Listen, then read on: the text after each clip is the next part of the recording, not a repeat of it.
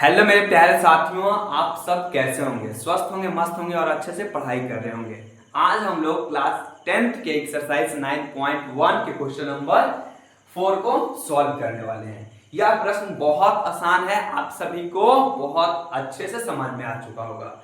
प्रश्न कह रहा है भूमि के एक बिंदु से जो मीनार के पाद बिंदु से 30 मीटर की दूरी पर है, मीनार की उन्नयन कोण 30 डिग्री है, मीनार की ऊंचाई ज्ञात करना है। हमको टावर की मीनार की ऊंचाई ज्ञात करना है। तो चलिए सबसे पहले इसका हम लोग डायग्राम बनाते हैं। डायग्राम बना लेंगे तो प्रश्न बहुत इजी से सॉल्व हो जाएगा, क्योंकि इस प्रकार के प्रश्नों को डायग्राम जब तक नहीं बनाते हैं तब तक हमें कठिन लगता है। जैसे ही डायग्राम बन जाता है प्रश्न बहुत आसान होता है। चलिए पहले हम लोग प्रश्न का डायग्राम बना लेते हैं। इसको सॉल्व करने के लिए हम लोग पहले इसका डायग्राम बनाते हैं। पहले मैं एक मीनार बनाता हूं।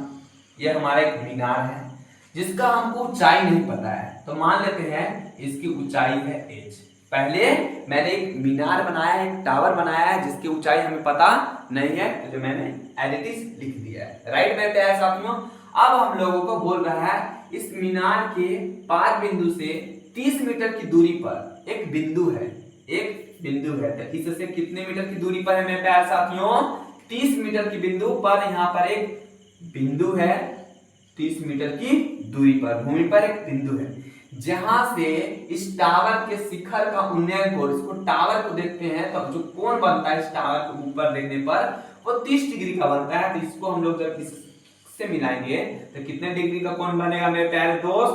तो इसमें बनेगा 30 डिग्री का कोण बनेगा। राइट, तो फिगर हमारा बनकर तैयार हो चुका है। हमको इस h का मान बताना है, इस टावर की लंबाई बताना है, कितना है इस टावर की ऊंचाई बताना है। राइट, तो हम लोग सबसे पहले इसका नाम लिख देते हैं। ये हमारा नाम A है, ये हमारे लिए B है, ये हमारा C है। राइट, तो सबसे पहले मैं यहां पर लिखता हूं, यहां पर लिखता है समकोण त्रिभुज, समकोण त्रिभुज ABC से इस त्रिभुज में हम लोग कौन सा फॉर्मूला अप्लाई से लगा सकते हैं? आपके पास विकल्प है साइन, कॉस, टैन, कॉट, सेक, कोसेक। तो आप कौन सा फॉर्मूला को अप्लाई करना पसंद करेंगे? इस कोण के जस्ट सामने वाला होता है लंब और आधार। तो हमको लंब और आधार में रिलेशन चाहिए।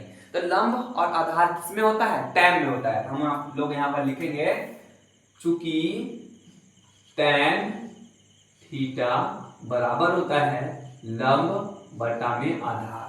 टैन थीटा बराबर होता है लंब बटा में आधार। इस फॉर्मूला में हम लोग सब वैल्यू पुट करेंगे, हमारा आंसर आ जाएगा। चलिए सबसे पहले हम लोग इस फॉर्मूला में वैल्यू पुट करते हैं। टैन इस थीटा की जगह पर हम लोग को रखना है 30 डिग्री, तो इस थीटा की जगह पर हम लोग रखेंगे 30 डिग्री बराबर लंब। लंब का मान जब थीटा के जस्ट सामने वाला होता है लंब, तो यहाँ पर लिख देते हैं लंब का मान h है, तो h लिख देते हैं। राइट, अब इस h यानी आधार, लंब बटा में आधार, यहाँ पर b होना चाहिए मेरे प्यारे दोस्त। यहाँ पर b लिखना चाहिए था, गलती से मैंने h लिख दिया, यहाँ पर आप लोग b कर लीजिएगा। ठीक है, तो कोण के जस्ट सामने वाला होता है लंब, हमने लंब लिख दिया, और आधार हमारा ये हो गया 30 मीटर। आधार हमारा 30 मीटर हो गया। यहाँ पर आधार की जगह पर हम लोग 30 डिग्री लिखेंगे। राइट, अब उसके बाद हम लोग इसको सॉल्व करेंगे, वैल्यू पुट करेंगे। tan 30 डिग्री का मान कितना होता है आप सभी लोगों को पता होना चाहिए। तो tan 30 का वैल्यू होता है 1/√3। tan 30 का मान होता है 1/√3। क्या आप सभी को यह वैल्यू पता था? आप सभी को पता होना चाहिए मेरे दोस्त, बहुत इंपॉर्टेंट है tan 30 का मान। और इधर हमारा है h/30 हो गया। सबसे पहले हम लोगों को यहाँ पर क्रॉस मल्टीप्लिकेशन करना पड़ेगा। 30 का गुना 1 के साथ, h का गुना इसके साथ, हमारा वैल्यू हो जाता है √3h बराबर 30 को जब इसके साथ गुना करेंगे तो हो जाएगा 30। हमको h का वैल्यू निकालना है, तो h बराबर हो जाएगा हमारा, h बराबर हो जाएगा 30 बटा में √3। जैसा कि आपको पता है कभी भी हम लोग रूट वाला वैल्यू को हर में नीचे नहीं रख सकते हैं, तो इसको हम लोगों को हर का परिमेयकरण करना होगा। हर का परिमेयकरण करते हैं, तो चलिए इसका हर का परिमेयकरण करते हैं। √3 से ऊपर में भी गुना, √3 से नीचे में भी गुना, तो हमारा h का वैल्यू आ जाता है 30√3 बटा में √3 को जब √3 के साथ गुणा करते हैं तो हमारा वैल्यू 3 बन जाता है। √3 30 से इसको काट देंगे तो 10 टाइम्स में कट जाएगा। तो h बराबर हो जाएगा हमारा 10√3 मीटर हो जाएगा। हमारा वैल्यू h का आ चुका है, मतलब हमारा वैल्यू मीनार की ऊंचाई पता हो चुका है। आप लोग यहाँ पर एक शब्द भी लिख लेते हैं, माना कि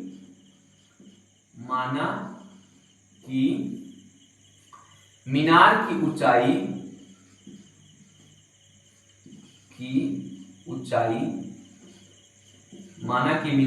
ऊंचाई बराबर h है। ठीक है, मान लेते हैं हम लोग इस लाइन को हम लोग को सबसे पहले लिखना चाहिए होता, हमने थोड़ा लेट में लिखा है, कोई बात नहीं, आप सभी लोग समझ चुके होंगे। पहले हम लोगों को यह लाइन लिखना है, पहले फिगर बनाना है, फिर ये लाइन लिखना है, फिर यहाँ से कंटिन्यू करना है। हम लोगों का सारा पोर्शन कंप्लीट हो गया है, राइट। क्या आप सभी को यह मेरा सॉल्यूशन समझ में आया है? यदि आप लोग प्रश्न को समझ गए हैं तो कृपया आप लोग अपने दोस्तों को भी बता दीजिए कि यहाँ पर बहुत यूनिक सॉल्यूशन मिलता है। तो चलते हैं दोस्तों, आप सभी लोग अपने चैनल को सब्सक्राइब करके रखिएगा ताकि आने वाले सभी क्वेश्चन का सॉल्यूशन आपके पास पहुंच सके। जय हिंद मेरे दोस्तों, आप लोग खुश रहिए, मस्त रहिए, पढ़ाई करते रहिए। धन्यवाद।